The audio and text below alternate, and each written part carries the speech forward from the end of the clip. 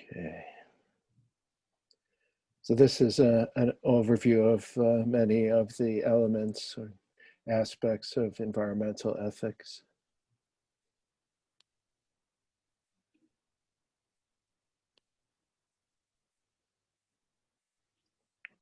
There are four main topics: value theory and moral standing, the question of moral considerability, the idea of sustainability, environmental sustainability, and climate ethics, the question of our ethical response to climate change, and then some implications for environmental education.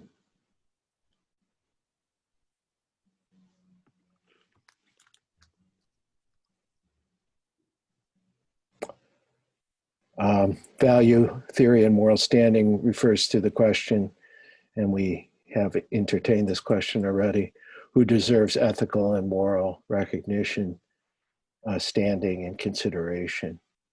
So, and this is a fundamental question that relates to our moral convictions, and that leads to a prima facie moral duty to protect or not to harm beings and possibly entities that possess intrinsic value. In other words, beings and entities with intrinsic value have moral standing in the sense that they are morally considerable. So how we conceive value, whether a being has value, intrinsic value, is foundational to our moral duties to them. And we can make the distinction between intrinsic and instrumental value. That instrumental value refers to having some kind of use value, being of use. Things that have instrumental value are a means to other ends, and hence instrumental. So inanimate objects like this computer that I'm using today has instrumental value. It's a means to other ends. Intrinsic value refers to having value independently of use value. And intrinsic value, therefore, is value in one's own right as an end. So intrinsic value refers to beings who are subjects, who are ends in themselves, and not merely means to other ends. And one of our basic moral convictions is that human beings possess an equal intrinsic value as ends. The question of environmental ethics is that can we extend that notion of intrinsic value to non-human beings?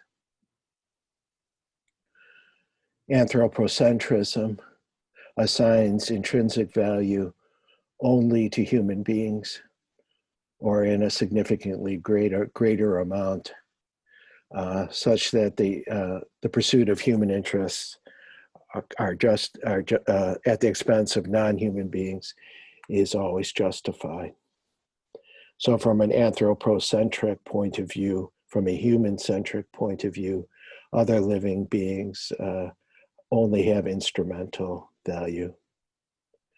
We may develop an environmental ethic based upon anthropocentrism in the sense of prudence, that the protection of the natural environment and the beings that inhabit that environment, that protection is good for human beings. And often environmental considerations are couched in this anthropocentric orientation.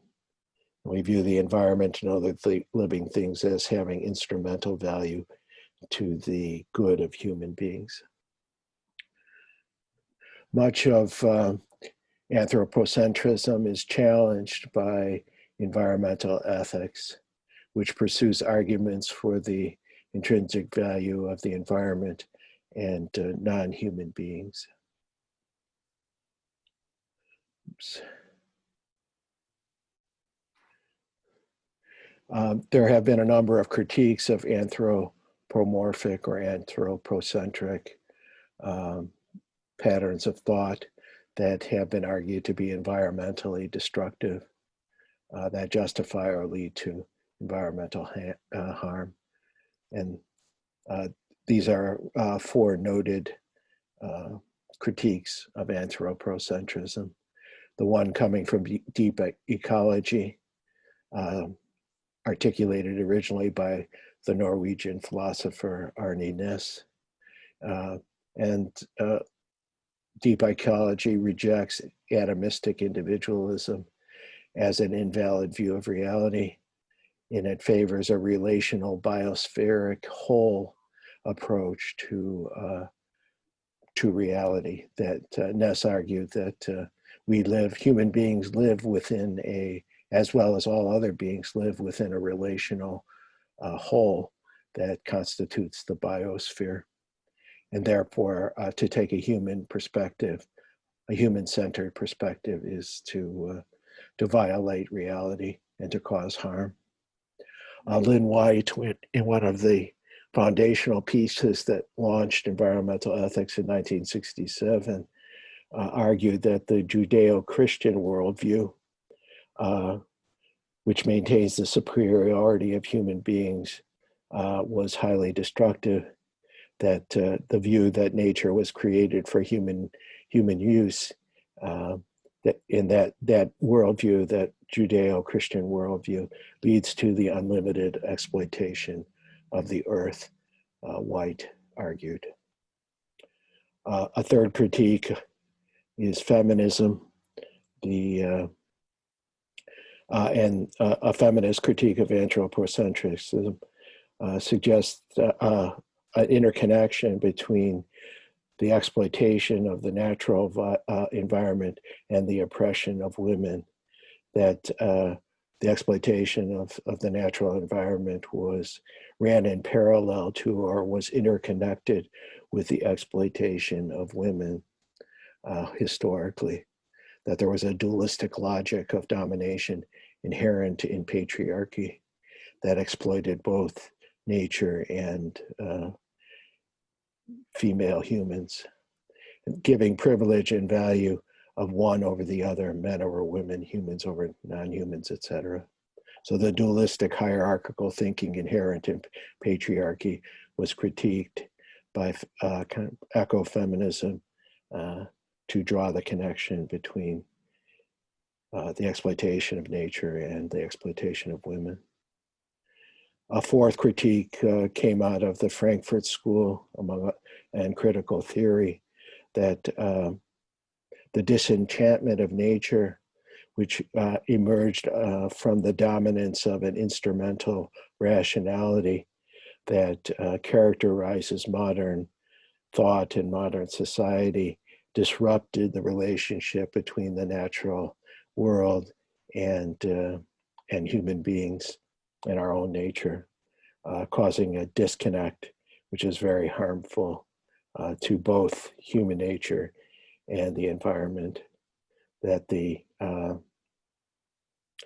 rise of instrumental rationality, which gave rise to bureaucracy in modern society, caused a view of nature to be inanimate and exploitable.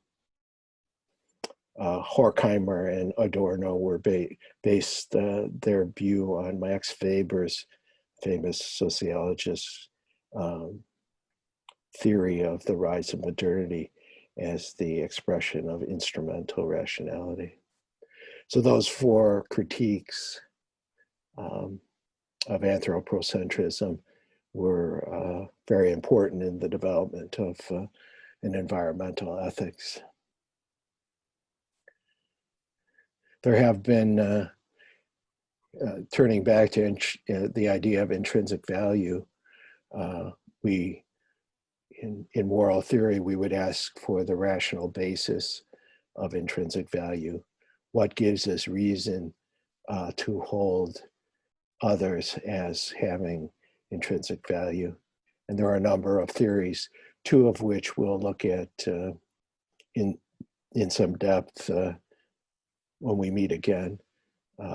Peter Singer's argument from Sentius, as well as Paul Taylor's argument for beings being teleological centers of life.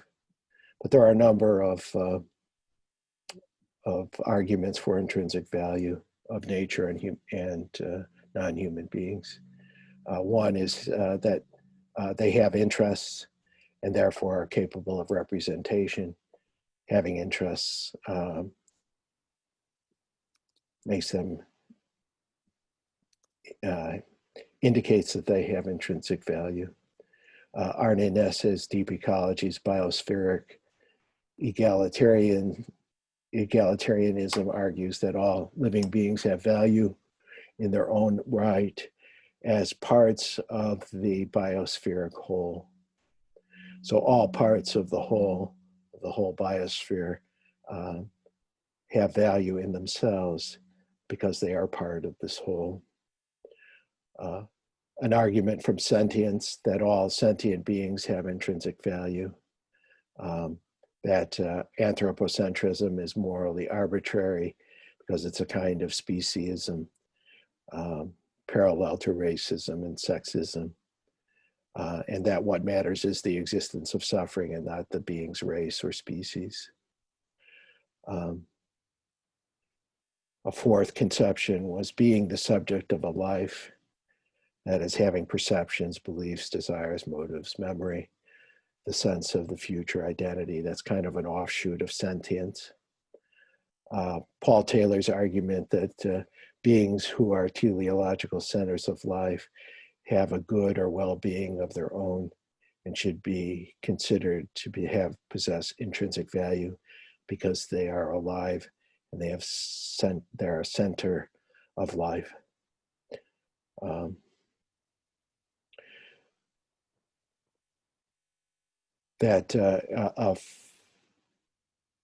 sixth argument for intrinsic value is that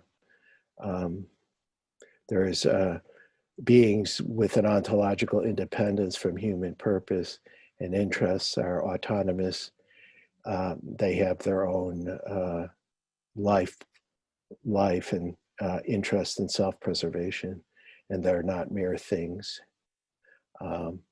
They lack an intrinsic function. That is, they're not designed to fulfill the purposes of others. They're designed to fulfill their own purpose. And finally, the question of equality or degrees of intrinsic value. We need to ask, what is the comparative weight of the value of beings and what implications does it have? If all beings have intrinsic value, are they weighted in any way? Is there still any kind of hierarchy of value between them?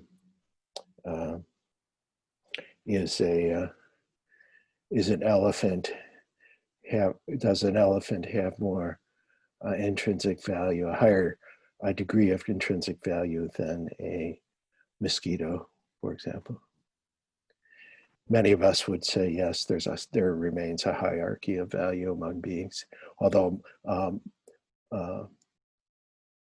beings may all have intrinsic value. There's a certain refinement to the idea of intrinsic value and the distinction also between humans and non-humans, that both humans and non-human beings have value for themselves. That is, they have an interest in the pursuit of their own value.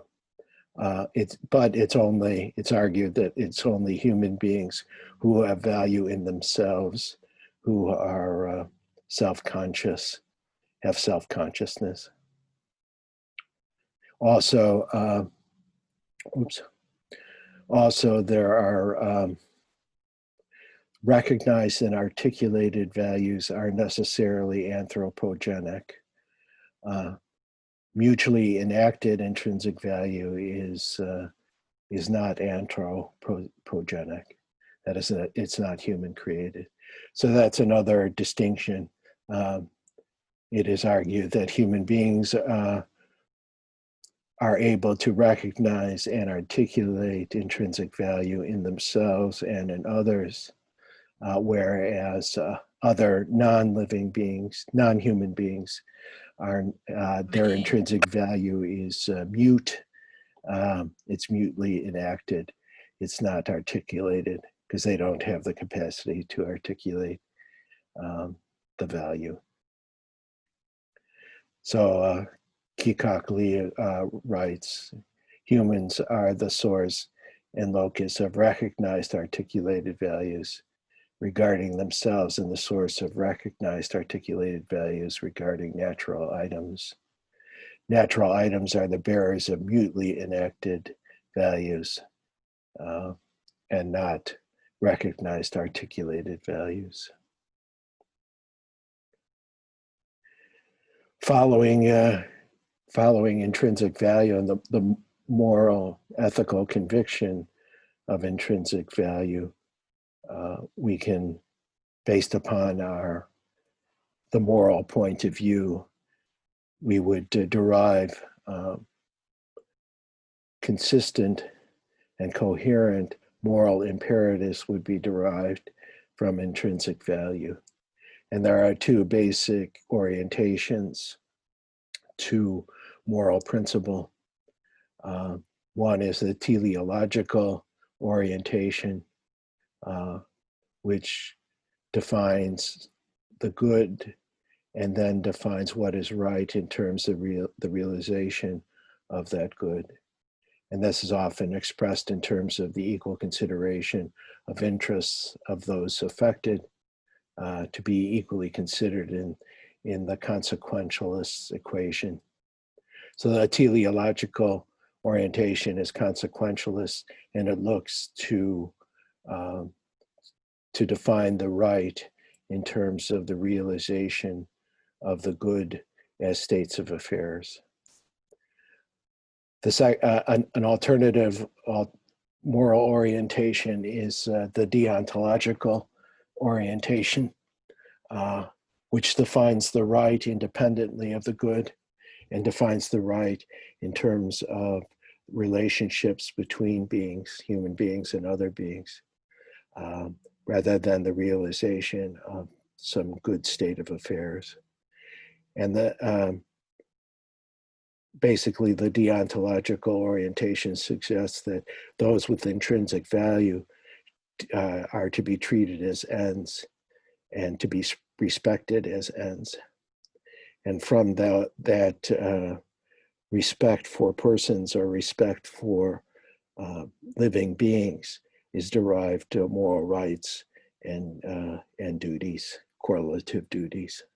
So there are, both of these orientations have a long histories, and they're both reasonable positions to take, but distinct in certain ways. One, the teleological seeks to actualize or realize the good. The deontological approach looks to relationships rather than realization, and respectful relationships at that, from which moral rights and duties are derived. Dr. Starwork, can you repeat that last part just one more time, please? You froze. Oh, okay. The deontological? Yes. Yeah, a deontological orientation looks to to relationships rather than the realization of states of affairs, and seeks to have respectful relations as the foundation of morality, as opposed to the equally considering interest in some kind of calculation about the realization of some basic good. So those are two orientations that are different ways of thinking about what is right. Does that make sense? Yes, thank you. Okay. That leads us to the question of do collective entities have intrinsic value, or are only individual beings with can be understood to have intrinsic value? And if collective entities have intrinsic value, then they're morally considerable. They have moral standing. Leopold's land ethical holism, is an example of an argument um, for the whole biotic community, the biosphere, the whole natural environment to be having intrinsic value.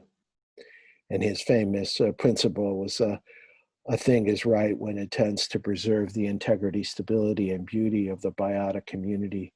It is wrong when it tends otherwise. Some have argued this is a kind of environmental totalitarianism that doesn't give any consideration to individuals. But the argument is that just as biotic individuals possess ontological independence, so do biotic collective entities. There's an argument for the moral standing of species based upon the loss of genetic possibility, that when a species becomes extinct, that their genetic possibilities are extinguished, and that shows disrespect for the evolutionary process that makes life possible. The counter argument, and this is offered by Springer, for example, is that species are not conscious entities and they thus do not have interest, and therefore they do not have moral standing. Only beings that are sentient can have moral standing, according to Singer, and species as a whole are not conscious as such. So that's a big question: the value of nature and the value of a species, of landscapes, of biotic communities, of the biosphere itself. Do all those have intrinsic value? And we'll look further into arguments for the intrinsic value of species and biotic communities and natural landscapes, etc. Dr. Snoward, may I ask a question, please? Sure. Can something have both intrinsic value and development value or instrumental value at the same time? Yes. So, Yes. So human beings, for example, have both intrinsic value. mm-hmm. We recognize their intrinsic value, but they also have instrumental value. Mm-hmm. I have instrumental value to you. To me, yeah, right. In the sense that I can offer you right. knowledge, understanding, etc. Or when you have instrumental value to others when you're employed by others. So to one do more question. some work. Yeah. Oh, sorry. One more question. So what about who decides something has an intrinsic value? Like instrumental value is it's easy to understand, but how do you decide that this thing, the entity has the intrinsic value? Who decides that? Well, human beings pretty much decide that. Oh, okay. And that's a part of ethical and moral reflection into our relationship with ourselves and with other living things. Okay. Are there reasons, are there grounds that would justify our perceiving other beings, non-human beings, as having intrinsic value? And we discussed a number of them earlier. Mm-hmm. Sentience is one argument. Another argument is that a being that is a teleological center of life is also to be considered as having intrinsic value and moral standing, etc. Thank you. I had a question. What about humans that have like maybe like developmental like delays, or like they're not aware Yeah. of some, so like how would they fall into this type of thinking? You know, because maybe someone is just born with a delay of some kind. They're not aware of every single thing. Yeah. I don't know if this makes sense though, but I was just thinking about how would that fit in. Well, we would argue that, for example, from sentience, that all human beings who are, well, from sentience, is the person capable of experiencing pleasure or pain, even very rudimentary. And most conscious human beings, or all conscious human beings, have the capacity for suffering or for enjoyment, even if they are limited in their genetic or biological capacity due to some damage to their genetic makeup.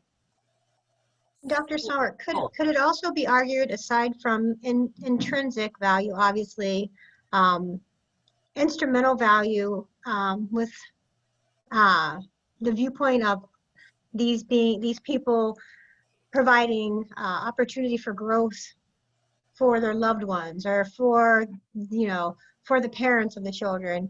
And I know that's very philosophical, but I mean, couldn't that be argued as an instrumental value as well? How Right. people with certain disabilities being in our lives provide opportunities for growth for us as well?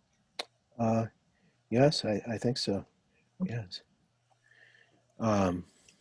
They would have an instrumental value for us in that sense, but we would also recognize their intrinsic value. Absolutely. Either as sentient beings or as really living beings.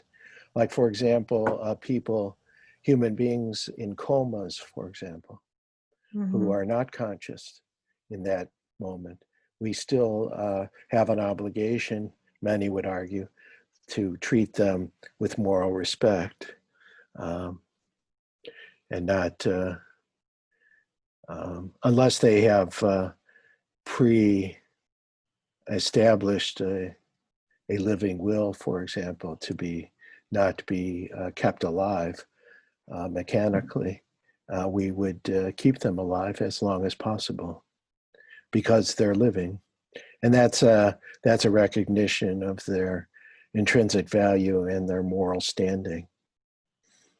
So if it's a very like a severely handicapped person, like we don't know if he knows pain or not, but he or she can teach us love. So we would consider that person has the instrumental value because he or she teaches us patience and love, and right?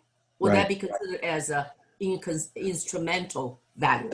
That's instrumental, because there are means. They're providing some kind of means to our ends. Right. Okay. And that's of course common in our interaction with each other. We're often providing instrumental value to each other. So this is my question, Professor. Can the concept instrumental value be mutual, as a mutual between two aspects, for example, between professor and the student, between me as a human being and trees, for example? Can each one of us on his side has instrumental value to the other? Yes, we all, and that's very common.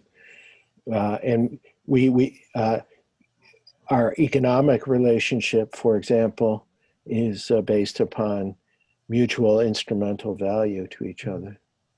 I will provide you X service if you pay me X amount of money.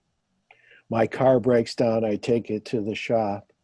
and I make an exchange, right, for the services to fix my car in exchange for a certain payment. So in that case, we're both using each other instrumentally, but we should use the mutual instrumental value that we exchange should, from the moral point of view, should be based on respect for our intrinsic value. Okay. So, and that would prevent us from being unfairly exploiting someone, or the mechanic cheating me, or I cheating them. That would violate their status as having intrinsic value in our instrumental relationship. So the instrumental value is a moral conviction that is perhaps foundational to our ethical and moral relationships with each other, and potentially with other living things. So do we take into consideration other living beings when we make our choices to cut down a forest, to pave the way for a parking lot, or a new shopping mall? Should we take into consideration the other living things there? From an environmental point of view, an environmental ethical point of view, the argument is that we should take into the well-being of other living things into consideration, as we would take into consideration the well-being of other human beings when we act in the world. So that's the basic moral point of view. Does that make sense? Yes, thank you. So are intrinsic values, can those also be values? Can that also be something that we value? Yes. Okay. So like, as far as in, say, for example, if we value family, value honesty, value love. Yes. Okay. Yes. So it's a recognition of the value of others. Okay. Who have those, who potentially also have those desires and expectations. All right. It's that moral conviction is an answer to the question, why be moral? Why should we consider the well-being of others? One answer is that they are beings like ourselves who have value in themselves, and should be morally considered, should be morally respected in relating to them. So our recent events of police brutality in the United States, of killing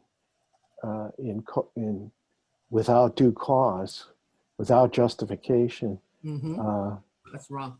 Innocent African American men and women by the police. It's a profound violation of their intrinsic value and their moral standing, and as well Absolutely. And so that's why it's so outrageous, right? It's where it's so basically disrespectful, basically such a basic violation to take another person's life without cause, or is the worst kind of violence and the worst kind of moral injustice. And so we're right to be, African-American people are right to be totally outraged by this, as well as everyone else. So that's an example of the importance of seeing others as ends rather than as means to our ends. Right. To see them as possessing intrinsic value rather than only instrumental value. Mhm.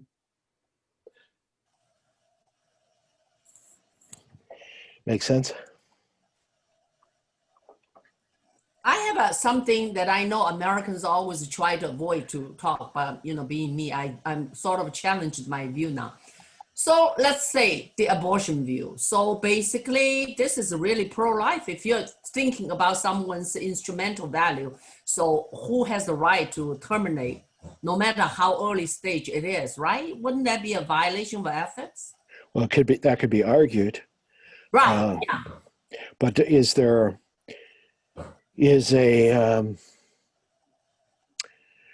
that's I know people don't like to talk about it. I yeah. mean, but When does human life begin? Does human life begin at conception, or oh, at a later stage of development of the fetus? okay, that makes sense. When is there another being separate from the mother? And does a mother have also right to be self-determining, to Mhm. determine her own, to have control over her own body? So that and it's a very difficult moral dilemma, Right. very heated Mhm. moral Oh, dilemma. no kidding. Hmm. But I think it hinges on certainly the fetus at some point is a human being and has intrinsic value, but is a undeveloped, is a fetus in the third week or fourth week or eighth week, a human being that's distinguishable from the mother Okay. is the question. Okay. That makes sense. Thank you. And in the law, at least in the United States, the law so far has placed the right to choose as more fundamental at beyond a certain stage of development of the fetus, or limited by a certain stage of the fetus. Other societies have different points of view about that, but it boils down to when life begins, when human life begins. So that's a difficult one. So another dimension of environmental ethics, less foundational than the consideration of intrinsic value, is and moral principle that derive from intrinsic value is the idea of sustainable development, and the consideration, the ethical and moral duty to have economic activity and social activity that is sustainable in terms of environmental capacity. And sustainable development involves complex systems of economy, society, in interaction with the Earth's environment, its biosphere. And sustainability refers to the carrying capacity of human activity. Is a question of what are the limits to human activity.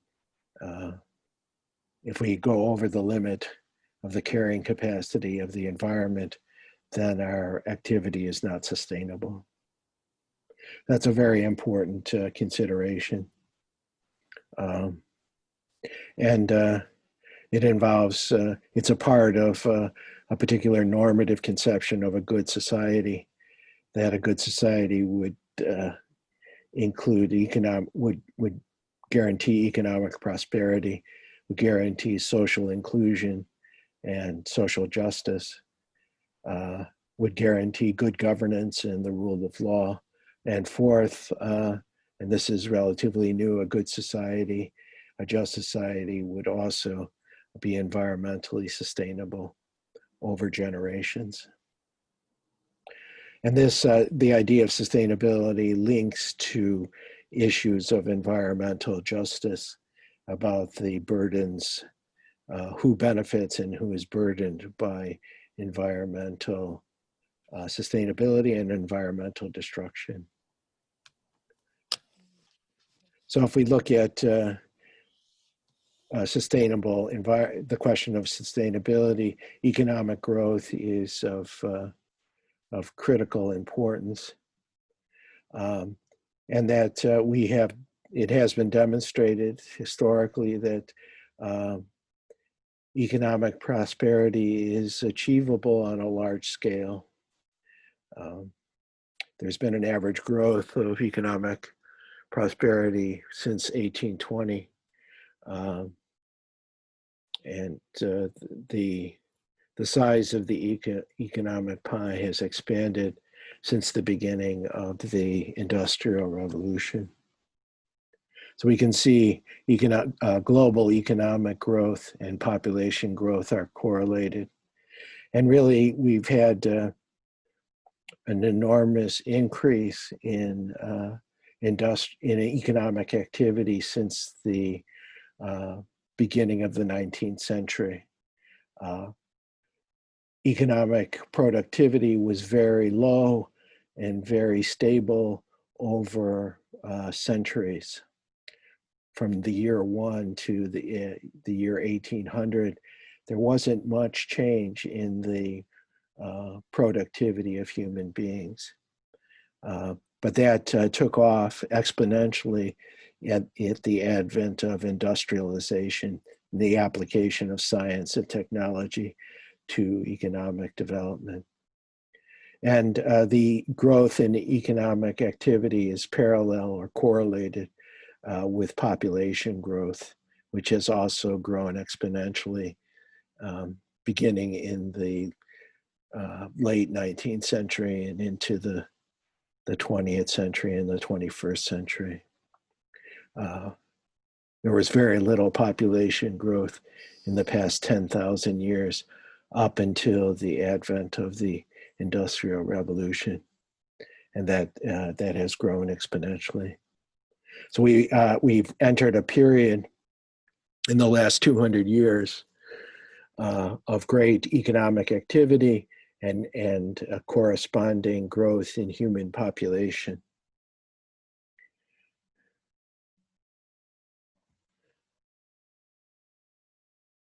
And that has been basically caused by agricultural development, the production of surplus food, as well as industrialization. And this growth of economic activity and the growth of human population has had an enormous impact on the natural environment. There's been unprecedented human caused harm to the environment, and resulting in the urgent demand to, an urgent need to define what the boundaries of the planet are.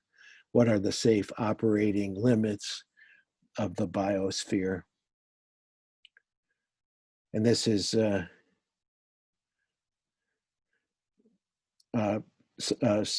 scientists have attempted to begin to map the planetary boundaries and the limits of the carrying capacity of the biosphere to carry human activity, and where we might be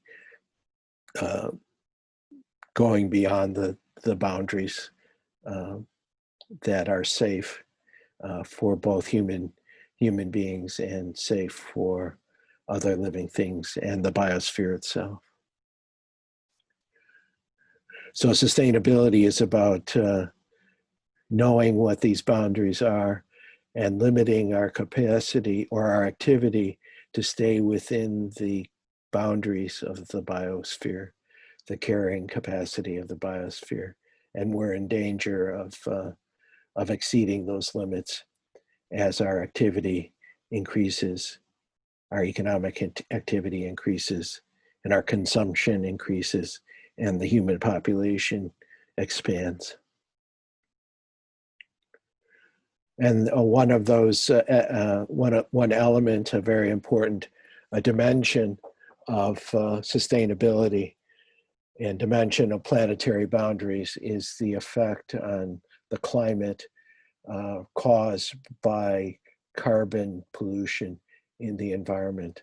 That is the burning of fossil fuels, coal, oil, natural gas, etc., have increased the amount of heat trapping material in the atmosphere, exacerbating the greenhouse effect to the point that the climate is changing, the planet is warming due to the greenhouse effect and the increased amount of heat trapping material in the atmosphere.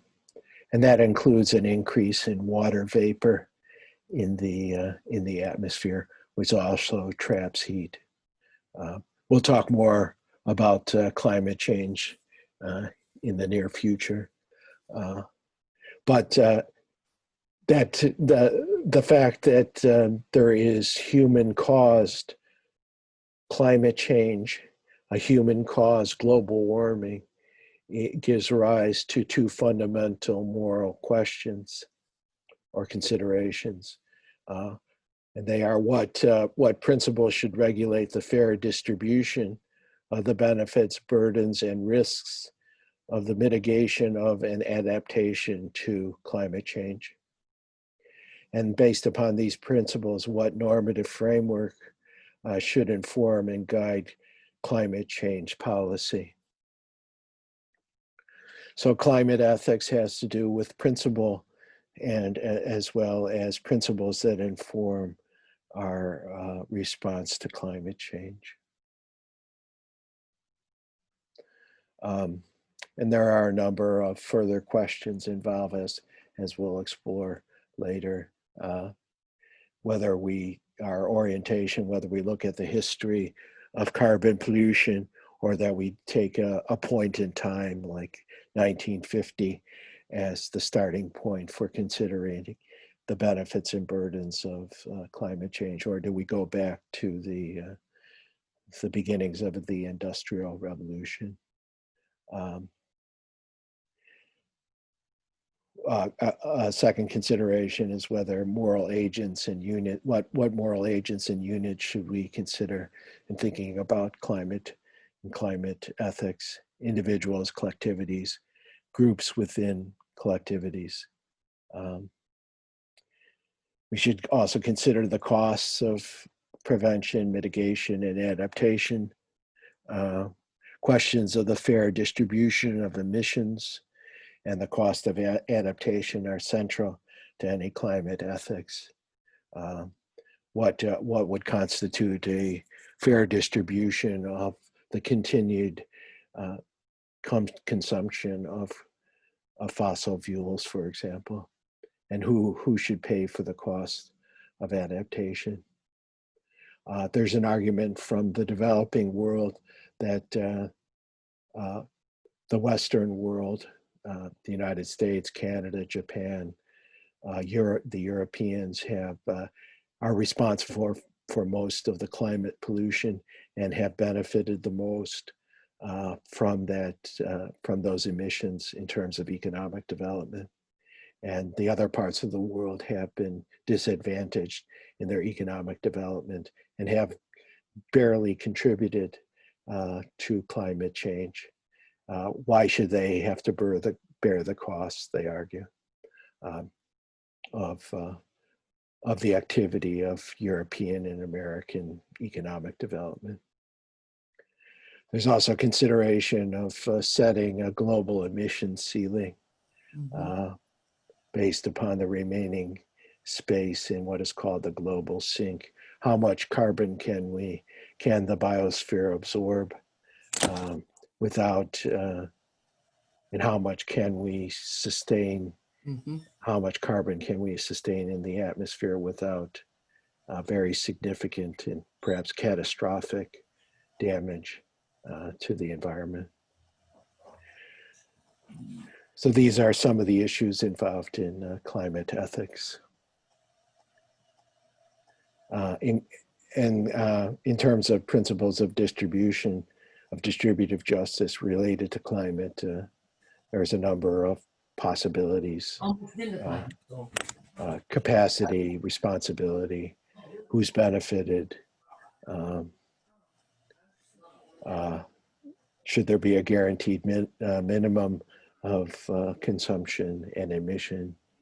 How should we distribute the risk of climate change? How concerned should we be about the consequences of climate change and the risk inherent in climate change? Could it be catastrophic? Are we willing to risk inaction with the possibility of serious harm done to human beings and the planet itself? Mm-hmm. And who has the right to those resources? And should we think of commons? Is it fair that the United States, for example, makes up 4% of the world's population, but consumes 25% of the resources? Very high. Is that fair? Is that a fair distribution? So questions along those lines are important in general for environmental justice, as well as for climate ethics. Dr. Snauer, may I ask a question? So do you think it's ethical for one country to produce a lot of humans? Well, that's an interesting question. You mean you're talking about population control? Right. You know, certain like China, I mean, of course, we're the largest.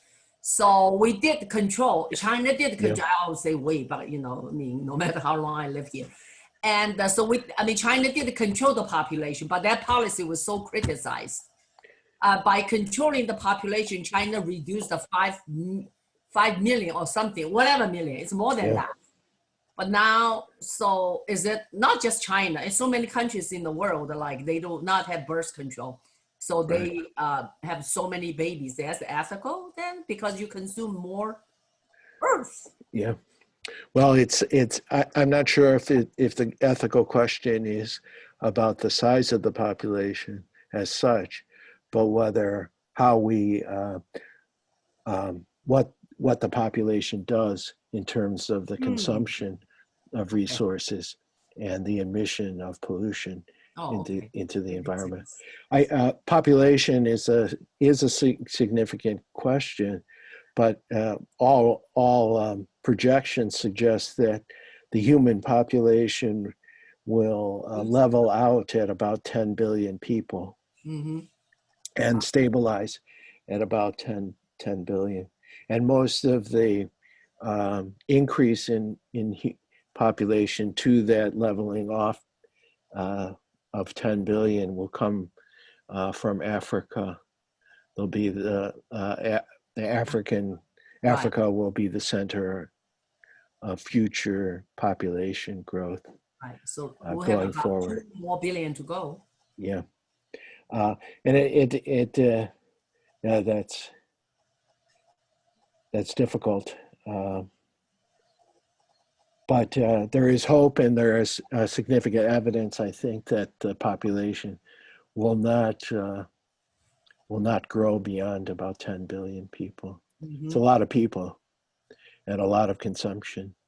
But we have to, given the size of the human population, we have to think about consumption patterns, our carbon footprint as a species, right, and the development of other resources that are sustainable resources.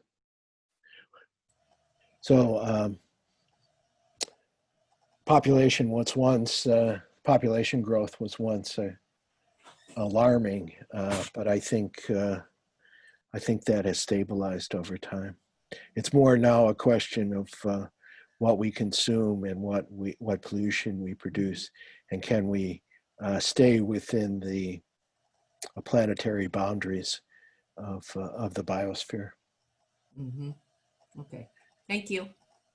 Another another major consideration is intergenerational justice. That is, do we have obligations to future generations? And this is connected to both sustainability and climate ethics. Do we have obligations to future generations? What is the basis of an obligation to someone who does not yet exist? And we could explore that. We will explore that further. But it's a fundamental question in environmental ethics. Is there a obligation, a duty, a moral duty to future generations of human beings, as well as future generations of other living things? Do we have an obligation to the future? Many argue that we do. Some argue that it's not possible to have an obligation to an entity or a being who doesn't exist yet. But I think there are very strong counter arguments that would justify an obligation to give moral consideration to future generations.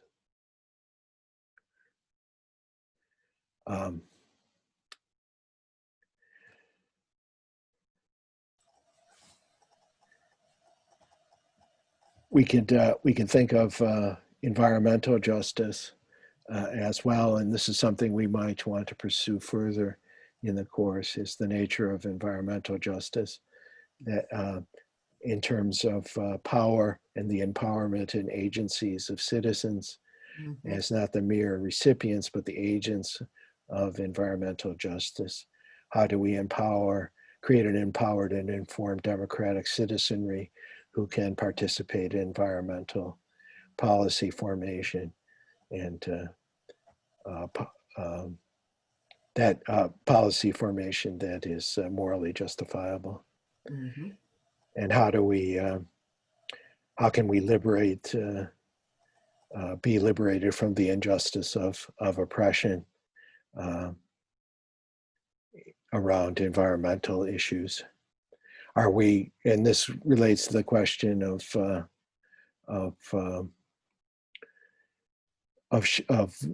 the fair distribution of the rewards and burdens associated with environmental pollution, environmental sustainability.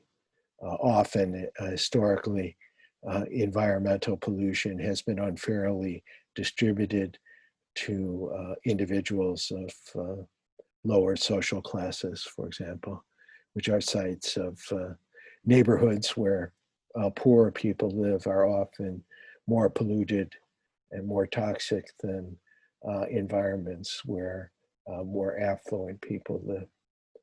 And when there's an interconnection between race, ethnicity, gender, and income, then we have significant questions of environmental distributive justice, which we can consider going forward. And this relates back to the question of the fair distribution of environmental benefit and environmental damage, and who should share the burdens. How should the burdens be shared, and how should the costs of creating an environmentally sustainable society, who should bear those costs and who should benefit from its existence? So questions of environmental justice are also important, fundamental to environmental ethics. And then environmental education, the implications from an ethical analysis of our relationships with the environment. How can we conceive of an environmental education that would that would be environmentally ethical. One major consideration is in terms of the process of learning, that we have educational approaches that foster encounters with nature, that include the natural world, consistent with moral consideration and humane treatment, to educationally develop the capacity for right relationships with other living things. And so encounters with nature would be an important element of an environmental education. Also, the development of certain capabilities or capacities that environmental education would be devoted to, in particular, ecological systems thinking, the development of the awareness and understanding of the interdependence of the biosphere and how we're interconnected, to cultivate the capacity to think in terms of process and integrated systems, to be able to contemplate the interconnections of the ecological system, be an important capacity to develop. And the development of systems thinking that cultivates an awareness and of the whole and a capacity to engage with that whole. It also requires the capacity for complexity of thinking, to understand interactions and patterns that are discernible within our relationship with the natural world. And also it's essential to explore the nature of human power in relationship to each other and to the environment. We would include in an environmental education the development of the capacity for ethical and moral reflection, the development of the capacity for moral justification and ethical justification, the adoption of the moral point of view, and the capacity for moral reasoning related to human relations, but also related to the relationships with human beings and other living beings in the natural world. And that would also include a capacity for critique, for the critique of invalid justifications, to develop also a capacity for critical reflection in students. So those are some broad implications for education of an environmental ethical point of view. So why don't we stop here and